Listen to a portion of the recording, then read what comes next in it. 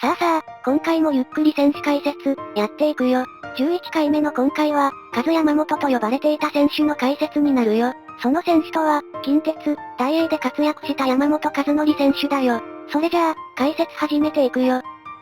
山本和則、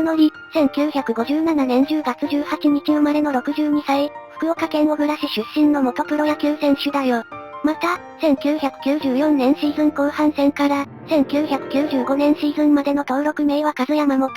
現在も福岡県に在住しているよ。現在は吉本クリエイティブエージェンシーのスポーツ部に所属し、カズ山本の芸名でタレント活動する傍ら、社会人野球クラブチームの福岡オーシャンズ級の監督を務めているよ。北九州市立戸畑商業高等学校を経て、1976年ドラフト5位で、近鉄バファローズに投手として入団。入団年度が通常の高卒選手に比べ1年遅れているのは、高校1年の際に単位が足らず、留年したことが原因とされているよ。入団直後に外野手へ転向。入団4年目にキャンプから好調で、オープン戦で打撃ベスト5入り、開幕戦となった南海戦ではスタメン出場を果たしたが、3三振で終わったよ。その後は16打数凡退で、5月10日の西武戦で松沼からプロ入り初本塁打を放ったよ。2軍では3年連続で打率3割を記録するが、初本塁打以降は1軍では結果を残せず、1982年に戦力外通告を受けたよ。引退して福岡への帰郷を決意していたが、同僚だった久保に引き止められ大阪に残り、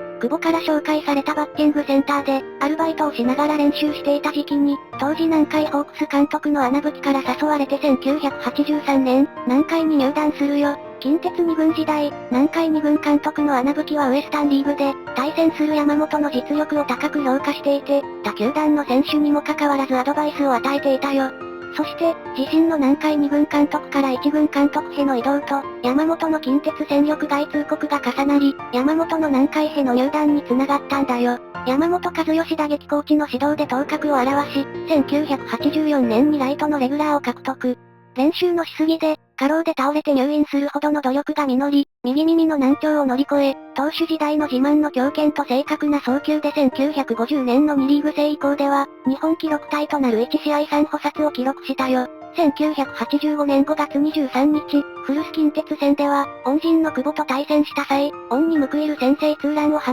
ち、その後の打席で満塁、ソロの3本塁打計7打点をマークし、チームの勝利に貢献した山本は、初めて130試合フル出場を果たしたよ。また1986年には、オールスターゲームに監督推薦で出場し、ゴールデングラブ賞を受賞したよ。その後、南海ホークス、福岡大英ホークスで門田、佐々木らと共に主力選手として活躍、類まれな勝負強さを発揮したよ。南海が大英に身売りし、フランチャイズが大阪市から福岡市閉店した際、読売テレビの取材で、私自身大阪球場が、最高の球場だと思っておりましたもので、非常に残念ですとコメントしたよ。また、後に近鉄に復帰したにもかかわらず、最高の野球ファンはホークスファン、と公言していたよ。1989年以降は、数少ない地元福岡県出身の選手ということもあり、チーム随一の人気選手となっていたよ。1994年シーズン途中の5月中旬、長年その顔つきから、ドラキュラを訳した、ドラ、と呼ばれていた自らのニックネームについて、学校で子供がいじめられる、という理由で球団に登録名の変更を申請、約2ヶ月後の7月25日の試合から、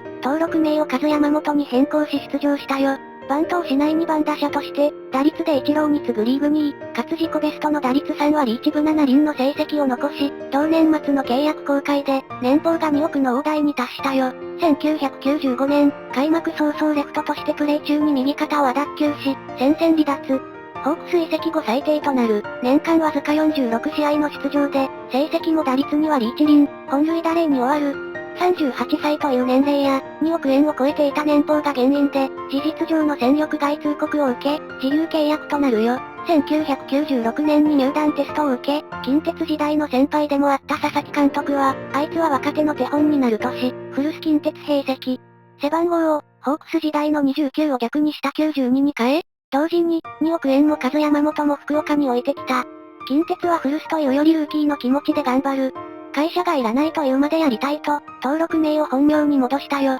オールスターゲームでは、それまでは監督推薦での出場だったが、初めてファン投票で選出され、古巣の福岡ドームで藪から決勝ホームランを放つよ。MVP としてお立ち台に上がった山本は、インタビュアーから、昨年までプレイしていた福岡ドームでのホームランについて聞かれ、まさか打てると思ってもいませんでしたし、まぐれですよと、涙を流したよ。そしてその後も DH や代打として、近鉄で出場を重ねたよ。1999年はシーズンを通して1軍昇格することなく、球団側は42歳の山本を自由契約にして、引退を進めたが、山本は現役続行を宣言。9月30日に1軍に昇格し、同日の福岡ドームでの大英戦に、指名打者で先発出場。山本の近鉄対談を知っていた満員の大英ファンから、山本コールの大合唱が起こり、南海時代から使われている応援歌が、大英応援団の集まるライトスタンドからも流れたよ。山本は最終打席で篠原から、カウントノーストライク3ボールで、決勝ホームランを放つ。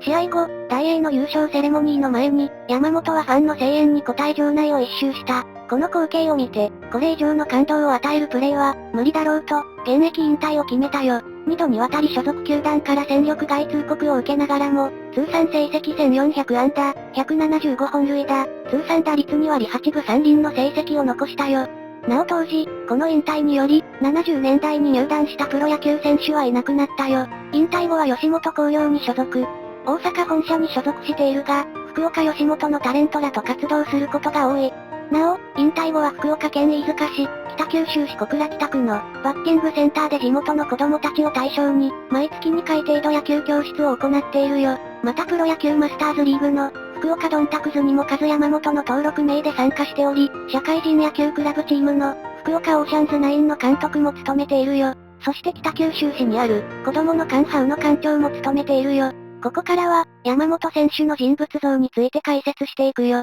山本の長年の愛称はドラであるが、このドラの由来は梨田正孝が、ドラキュラに顔が似ているから、と言って名付けたからとされているよ。また子供から、お前の親父はなんでドラって呼ばれてるんだと聞かれ、ドラキュラのドラだとは言えないことから、当時 J リーグで人気を得ていた三浦和義に倣って、和山本と登録名を変更したんだよ。投手として入団した1年目のキャンプで、当時近鉄のコーチであった、扇の部屋に忘れ物を届けに行ったところ、泥酔していた扇から、ピッチャー首矢と、野手へのコンバートを告げられたよ。その結果、外野の守備ではその強肩ぶりを発揮する機会が多く、1984年7月14日のロッテ戦では、プロ野球タイ記録となる1試合3捕殺を達成したよ。ファンサービスにも非常に熱心で、ナイター終了後の遅い時間にもかかわらず、球場外に出待ちしていた多くのファン全員に、サインや写真などの要望に、丁寧に対応している姿が数多く目撃されたよ。特に、ホークスの福岡移転後は、数少ない福岡県出身選手ということもあり、山本自らが率先しファンサービスを行い、